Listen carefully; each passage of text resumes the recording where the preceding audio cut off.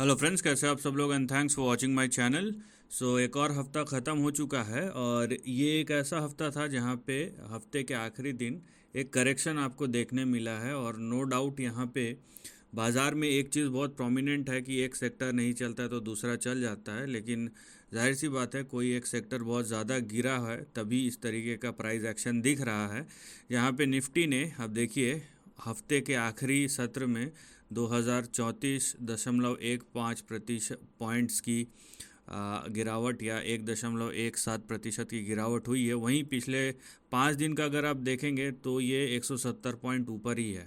ठीक है, ये एक number one. Number two, Nifty bank आप देखेंगे तो यहाँ पे गिरावट नहीं है बल्कि फ्लैट है, 111 पॉइंट। अब आप इंडेक्स में देखिए, एक 19,000 का है, एक 46,000 का। जाहिर सी बात है, परसेंटेज में निफ्टी बैंक में उतना फ़र्क नहीं पड़ा है। और 5 दिन का यहाँ पे परफॉर्मेंस देखिए, 1300 पॉइंट, लगभग 2.39% ऊपर है।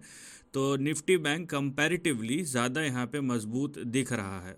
उसका मतलब ये है कि निफ्टी में कहीं ना कहीं किसी सेक्टर में बड़ा दबाव आया है जो कि प्रोमिनेंट सेक्टर है। उसी वजह से हमें ये फ्राइडे का गिरावट प्लस उसका एक इम्पैक्ट हमें ये जो हफ्ता गया है, गुजरा है, उस पर एक हमें नज़र आएगा। तो देखते हैं कि क्या हुआ है। चलिए पहले सेक्टर्स में जाते हैं। ये फ्राइडे का क्लोज, यहाँ पे निफ्टी बैंक जो है 0.24% नीचे है। उसके बाद निफ्टी ऑटो फ्लैट है, 0.09%, तो फ्लैट ही है। निफ्टी फाइनेंशियल सर्विसेज ये सब 2 पॉइंट नीचे है, 0.2%, इसमें ज़्यादा कुछ नहीं है। जो प्रॉब्लम है, निफ्टी एफएमसीजी जो 1% नीचे है, 1%। सबसे बड़ी गिरावट यहाँ पे देखिए, निफ्टी आईटी में सीधा 4% लुढ़का है। हेवी वेट्स ने अच्छी खासी पिटाई हुई है यहाँ पे रिजल्ट के बाद। उसके बाद मेटल 0.66%, निफ्टी फार्मा 0.18%, तो ज़्यादा कुछ नहीं है। और कंज्यूमर ड्यूरेबल्स में 1.3%। तो तीन ऐसे सेक्टर्स हैं जिसमें अच्छी खासी एक से ज़्यादा परसेंट की पिटाई, और एक में तो 4% की पिटाई हुई है, और जिसका इम्पैक्ट हमें निफ्टी पे दिखा है, ना कि बैंक निफ्टी पे।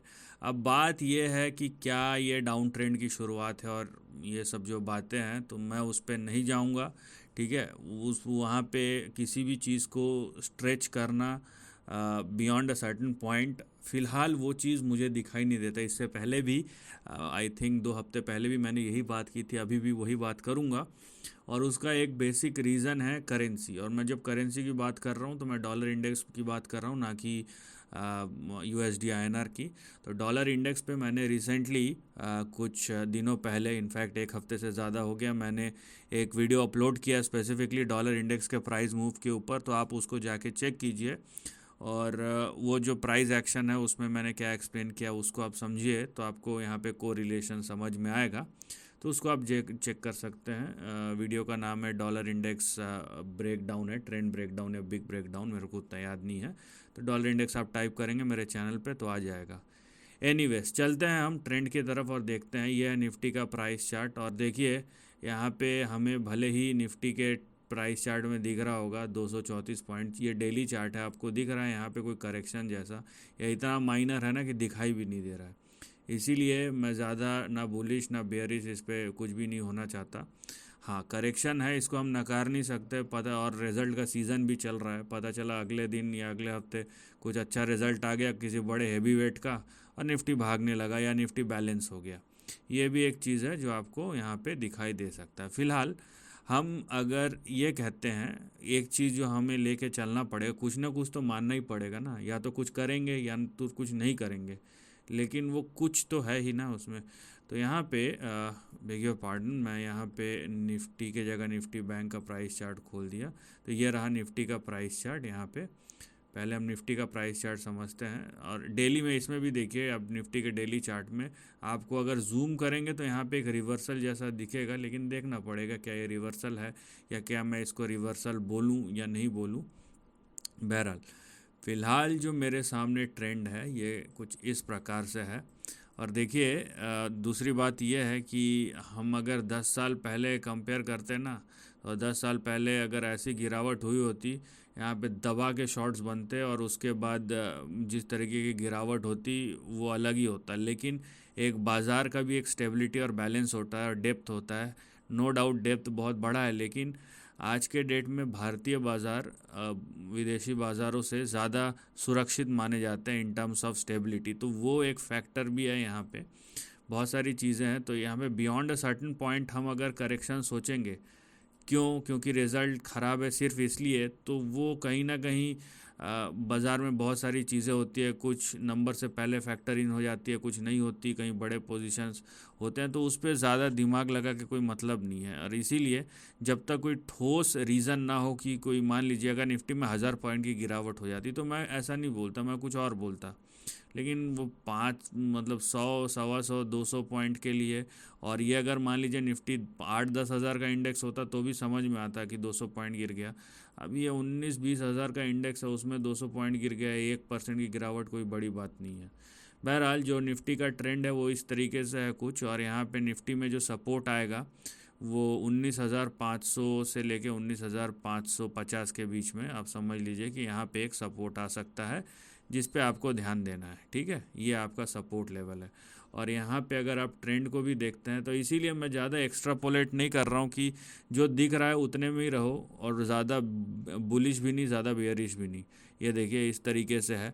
अब मान लीजिए यहाँ सपोर्ट लेता है ना, तो एक और मूव यहाँ पे हो सकता है जिसके तरफ आपको ध्यान देना है। तो अगर आपको शॉर्ट जाना ही है तो 19,500 के नीचे जाइए, क्योंकि यहाँ पे आपको एक सपोर्ट दिखाई देता है, और अगर ये सपोर्ट काम कर गया तो यहाँ पे फिर से जो अगली रैली होगी या यहाँ पे स्विंग होगा वो बहुत शार्प हो सकता है, क्योंकि जहाँ तक रिज़ल्ट रिलेटेड इम्पैक्ट है तो बहुत शार्प इम्पैक्ट होगा यहाँ पे, क्योंकि प्राइजेस अपने आप को बहुत फास्ट एडजस्ट करते हैं। तो दोनों साइड के मूव्स बहुत वोलेटाइल हो सकते हैं, और अगर आप एकदम ही नए हैं और आपको एकदम ट्रेड करना ही है तो प्लीज़ पहले समझिए, उसके बाद कीजिए। कोई बड़ी बात नहीं, आपके ही पैसे हैं, कमाएंगे भी आप और गंवाएंगे भी आप।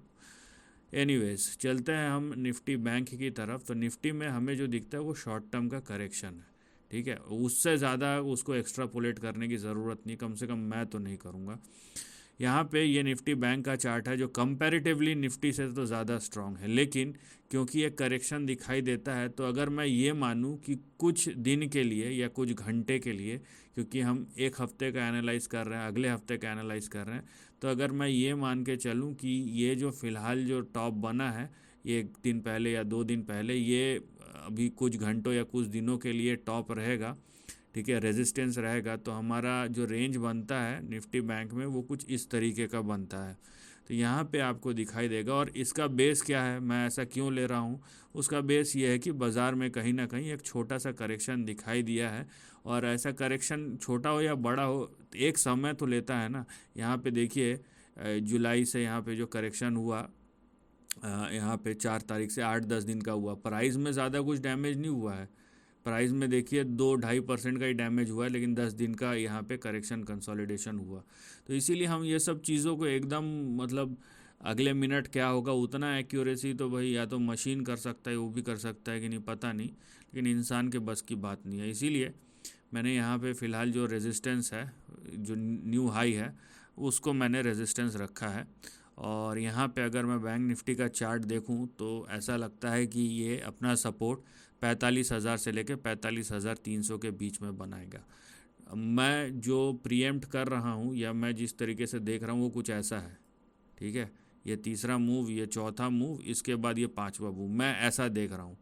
और अगर ऐसा नहीं हुआ उस कंडीशन में बैंक निफ्टी को यहाँ पे देखिए 46,450 के ऊपर जाना पड़ेगा। इसका मतलब ये है कि सोमवार को खुलते ही ये ऐसा ब्रेकआउट होगा इस तरीके से।